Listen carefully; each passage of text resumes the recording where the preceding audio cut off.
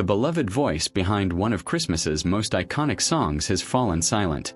Chris Rea, the man whose gravelly voice became synonymous with the holiday journey home, died at 74 on December 22, 2025, leaving millions of fans around the world devastated just days before Christmas. Before we dive into the remarkable and often heartbreaking story of his life, make sure to hit that subscribe button and turn on notifications so you never miss our coverage of the stories that matter. Chris Rea passed away peacefully in hospital following a short illness, surrounded by his family. The timing couldn't have been more poignant. His 1986 classic Driving Home for Christmas was playing on radio stations and in homes everywhere when news of his death broke, a bittersweet reminder of the artist the world had just lost. But Chris Rea's story wasn't just about one Christmas song. It was a tale of extraordinary resilience in the face of devastating health challenges that would have ended most careers decades earlier. Born on March 4, 1951, in Middlesbrough, England, Rea built a remarkable career spanning over 4 decades, recording 25 studio albums and achieving massive success with hits like "Fool If You Think It's Over," which earned him a Grammy nomination for Best New Artist in 1979, as well as "Let's Dance" and "The Road to Hell." 2 of his albums topped the UK Albums Chart, "The Road to Hell" in 1989 and "Bairds" in 1991. What many fans didn't realize was just how much Chris Rea suffered behind the scenes. In 2001, he received a diagnosis that would terrify anyone: pancreatic cancer. This wasn't just any cancer diagnosis. Doctors had to perform a Whipple procedure, one of the most complex and dangerous surgeries in medicine. They removed his pancreas and parts of his stomach and intestine. The operation left him with type 1 diabetes and forced him to completely change how he lived.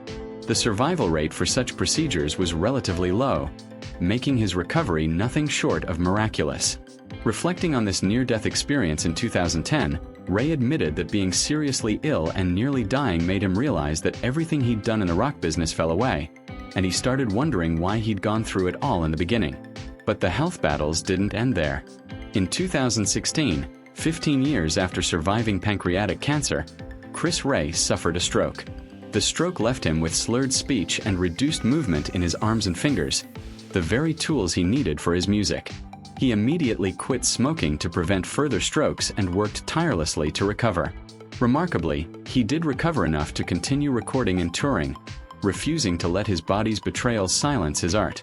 Then in December 2017, during the 35th concert of his tour at the New Theatre Oxford, Rea collapsed on stage. He was rushed to hospital where his condition was stabilized, forcing the cancellation of the last 2 concerts of the tour. Despite everything his body had been through, he kept going, releasing his 24th album Road Songs for Lovers in 2017 and his final album One Fine Day in 2019. While his health was a constant battle, Chris Rea's love life was a source of unwavering stability.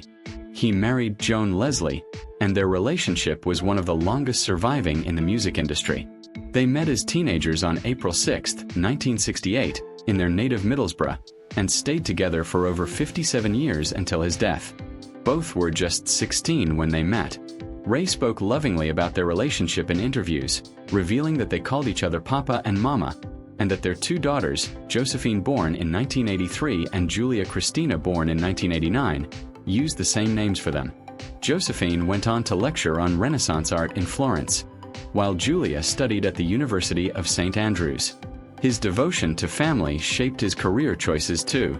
When his American label wanted him to tour the United States for 3 years, Rea refused out of deference to his family.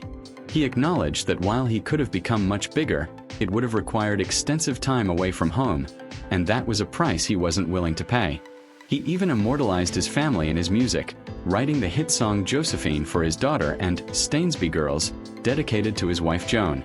At the time of his death, Chris Rea's net worth was estimated at approximately $10 million, accumulated through decades of album sales, touring, and the enduring popularity of his music, particularly his Christmas classic that continued to generate royalties every holiday season.